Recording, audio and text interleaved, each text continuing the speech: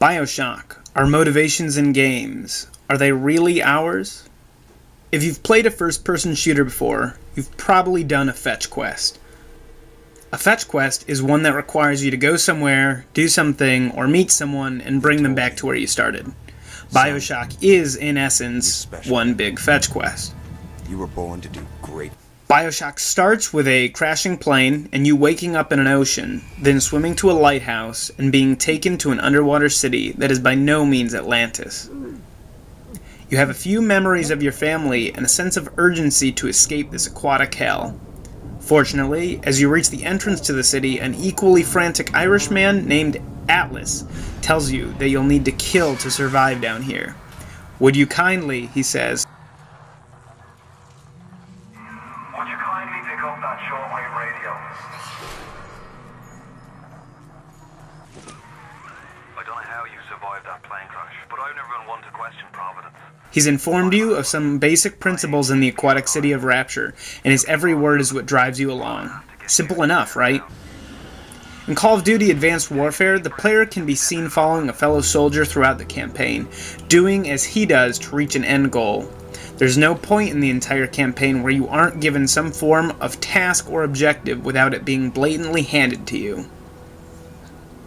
In Halo, the protagonist, Master Chief, is sent out with direct missions from a superior officer that makes his goals our goals. While exploring Halo, we continue to find ourselves listening to those around us. We meet 343 Guilty Spark, a monitor of Halo, who tells us that we need to activate the Halo weapon to defeat a new enemy. That weapon, he does not explain, will kill all sentient life in the galaxy, including humanity. The flood is spreading. We must hurry.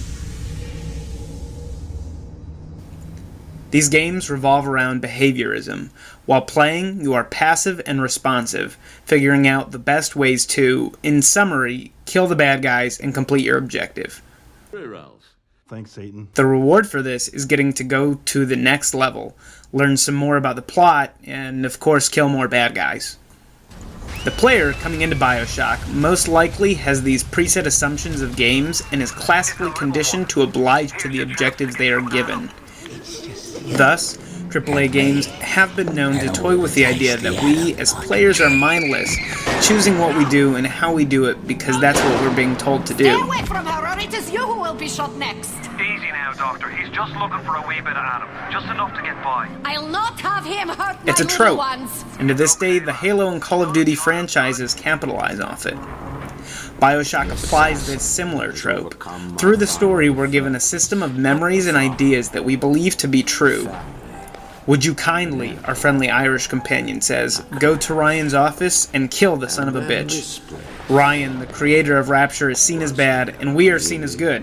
We're the heroes, right? Did that airplane crash? Or was it hijacked? Forced down. Forced down by something less than a man, something bred to sleepwalk through life until they are activated by a simple phrase spoken by their kindly master. Was a man sent to kill, or a slave? A man In a grandiose display, Ryan shows the player that these orders we've been given have never been to our benefit, only to Atlas. Would you kindly get this? Would you kindly find that? Would you kindly find that? Would you kindly find it? Would you kindly get this? Would you kindly head to Ryan's office and kill the son of a bitch? Ryan orders the player to run, sit, and walk, and our character is unable to control himself. It's then that it clicks in. Have we made any decisions for ourselves in this quest? Or are we, in essence, the Pavlovian dog that when the bell rings, or in this case the "would you kindly" is stated, we concede to the will of the villain of BioShock? What is interesting is after these statements are presented, the game makers bring in an objective title and marker that point to where the player needs to go. We again concede. A great example that another game pokes at this trope is Far Cry 4. In Far Cry 4, there is a scene at the beginning of the game where the clear villain asks you to sit tight while he makes a phone call. Suddenly, a cue from above says, "Explore the compound." The game makers need a way for the player to make a decision, so they cue one. If, however, the player sits tight and ignores this cue from the developers, the villain comes back and takes you to the destination you need to get to. You, sir, Roll are a credits. gentleman. I sincerely apologize. We saw terrorists in the area and yada yada. The Crab Rangoon, right? It's...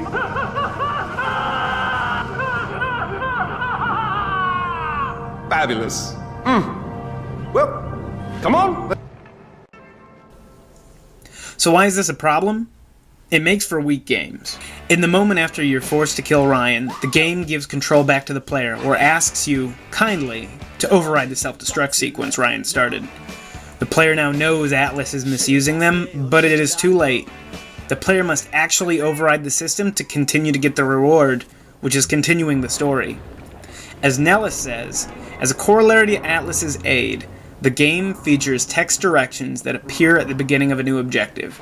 These instructional blurbs usually follow statements made over the radio from Atlas or from some of the seemingly more sinister denizens of Rapture, still cognizant enough to address you. After a moment on screen, these directions are occasionally replaced by a rotating arrow directing the player toward important goals. These devices serve to ensure the movement of the story and to keep the player moving towards a particular goal within the narrative. That is, the developer's goal.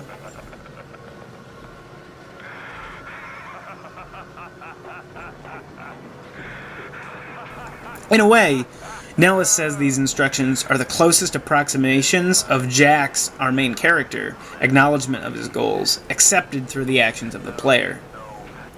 It's a brutal attempt to emphasize how players in traditional first-person shooters have no say in what they do. In A Man Chooses, A Slave Obeys, the authors discuss how games combat this emotional void by creating opportunities for modding or allowing players to define their experiences. They reference Little Big Planet and its level-making tools, or Valve's Half-Life source code, which allows players to build virtually any type of game with a variety of different assets and tools. They go on to analyze how BioShock tends to elide the extent to which hardware and software manufacturers increasingly curtail rather than enable user agency. They continue by referring to BioShock as a self-defeating project wherein attempts to elide boundaries between once distinct game genres and media forms actually results in the retrenchment of those boundaries, thus achieving a kind of negative synergy. In an attempt to make known these processes of following the explicit orders of the programmers/game designers, we see that we are in fact still thrust into doing what they ask. BioShock takes games like Halo and Call of Duty to town when it comes to story crafting, because in this game world, where you are a mind-controlled character, you still have opportunities to make genuine decisions, and that comes through the game's level design and side quests, which, while still playing off of behaviorist tendencies, is creating new rules rather than bringing in old ones.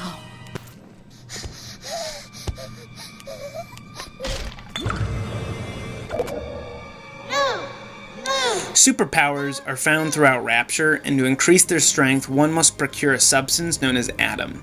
This Atom can be found through Little Sisters, girls that you can either murder, giving you the Atom, or save in an exorcism-like process, which produces no immediate reward. The player then has to decide what the best course of action is, whether that is to save the Little Sisters or to kill them. Now, as the game progresses, if you save some of the Little Sisters, you'll be handsomely rewarded for doing so, but it's a means that's different than had you sacrificed them. This gives the player a real choice, which plays out in the ultimate ending of the game. So you still have this main objective that is thrust upon you, even after you realize you've been betrayed, but the player himself is still responsible for choosing what to do with the Little Sister.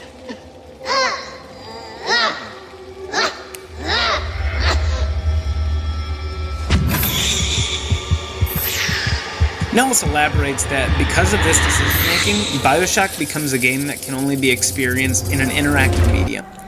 Comparing the game to Ayn Rand's Atlas Shrugged, Rand is the one making the choices here. The author explicitly shows how the characters interact and how they are supposed to work within the author's framework. Without these moments of decisions, games could, in effect, be fit into any other narrative. Now, would it be fun to read about John 117's exploits destroying the Halo weapon? Sure. It might not be as fun, though, as being the one behind the gun, but it basically could traverse these different media. BioShock, because of this sense of decision and morality, simply cannot be placed into a different medium. It would lose something in the process. Today, most successful AAA games focus around their gameplay, with story coming as an afterthought. As a result, their tales could be told through a variety of media and are ultimately nothing to remember. Their merit comes in the social experiences with other players, and the games allow individuality through creating maps or game types, such as in Halo's Forge mode, or customizing the experience through Call of Duty's many weapons and equipment upgrades in multiplayer. Otherwise, their plots are subtle cues for the player to go here, do this, and kill a few bad guys in between.